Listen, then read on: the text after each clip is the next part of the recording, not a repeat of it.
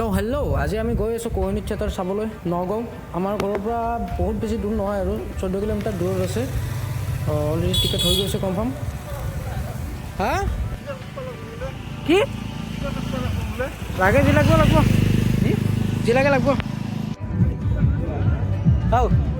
theatre সূৰ্য চৰি কোহিনী entry gate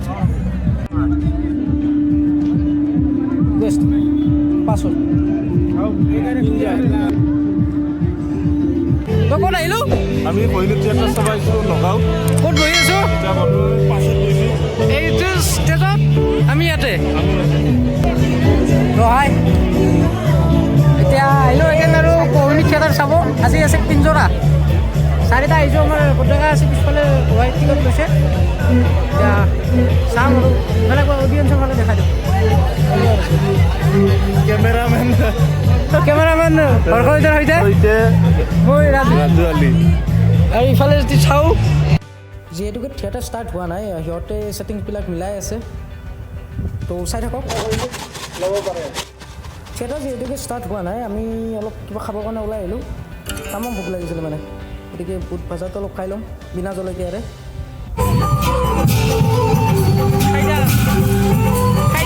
ইয়াতে বহি আছোঁ আমাৰ বৌ আমাৰ টিকলি আমাৰ ভণ্টি এটা আৰু হৰ্ষ একেলগে আছোঁ ইমান ভাল মানুহে মিছা কথা ক'লে বেয়া লাগে ন শুকাই দিয়ে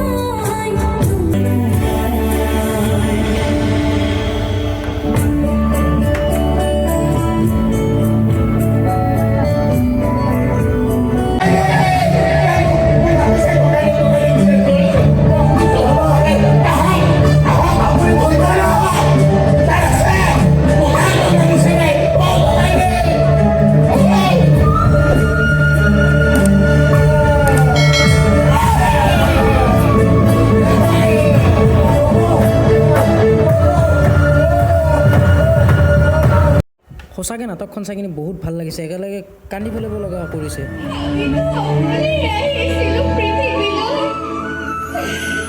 চাওঁতেওতো অকলেই চাব লাগিব যিখনত মঞ্চস্থ কৰি কেনে হ'ল কোহিনুৰ থিয়েটাৰৰ এই বছৰৰ আন এখন বৰিষ্ঠ নিবেদন অসমৰ জনপ্ৰিয় নাট্যকাৰ ৰাজদীপৰ ৰচনা তপন বসুৰ পৰিচালনাৰে ভালেখিনি তেওঁৰ আমাৰ বিদায় লিখা নাম নাটকখনত বহুত কিটা ব্ৰহ্মপুত্ৰ চাই ভাল লাগিছে চাই লওক কিন্তু চাই লওক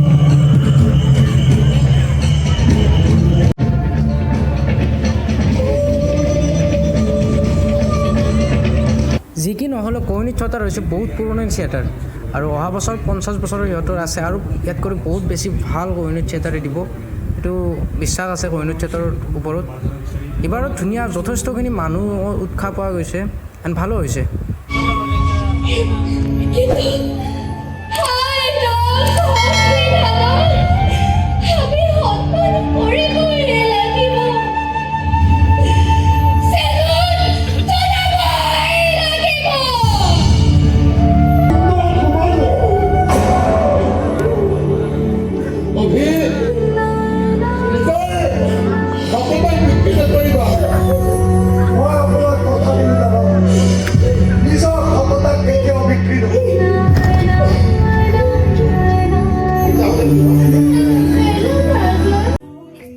তো এনেকৈ নাটকখন শেষ হৈ গ'ল নাটকখনৰ নাম আছিল পিঞ্জৰা যথেষ্টখিনি ভাল হৈছে মানুহবোৰে বহুত সঁহাৰি দিছে নাটকখনক লৈ কিনে এতিয়া বাহিৰত ওলাই চাওঁ কি হয়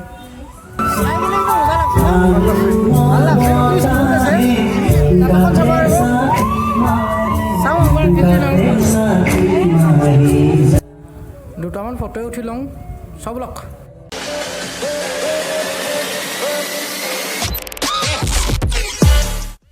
তো এতিয়া আমি ঘৰমুৱা হ'লোঁ বাইকেৰে গৈছিলোঁ প্ৰায় 11:30 বাজি গ'ল তো বাই বাই নেক্সট ভিডিঅ'ত লগ পাম আৰু বাই বাই